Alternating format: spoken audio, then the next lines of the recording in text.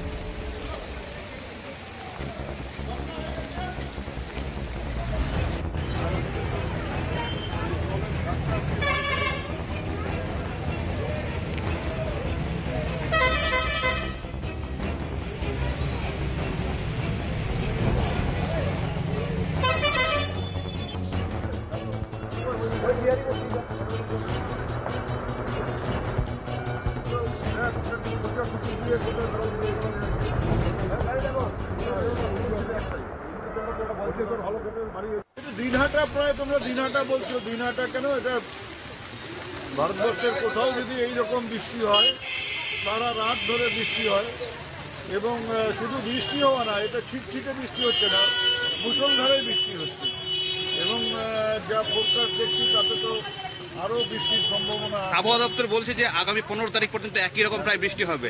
তাই এই যদি বৃষ্টি চলতে থাকে তাহলে হাজার চেষ্টা করলেও সাথে সাথে জল নামানো সম্ভব হবে না। কিন্তু পৌরসভার কর্মীরা তারা একেবারে যুদ্ধকালীন তৎপরতায় কাজ করছেন। তারা বিভিন্ন মোড়ে মোড়ে গিয়ে যেখানে ড্রেনের থেকে জলটা নামিয়ে দেওয়া, নোংরাটা সরিয়ে দেওয়া সম্ভব সেখানে করে, তার ফলে জলটা অনেকটা নেমে ওঠে। কিন্তু এর জন্য অপেক্ষা করতে হবে। যত বৃষ্টি হচ্ছে, এবার বৃষ্টিটা যদি একটু না ধরলে পরে কেমন করে জল এই তো জল সমস্যা করে, যত জল বেরোচ্ছে তার থেকে বেশি জল বেরোচ্ছে।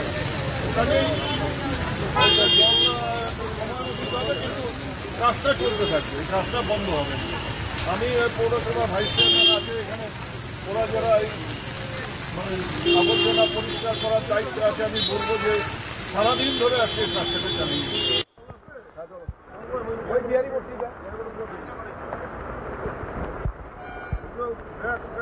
খুঁটি দিয়ে কোথাও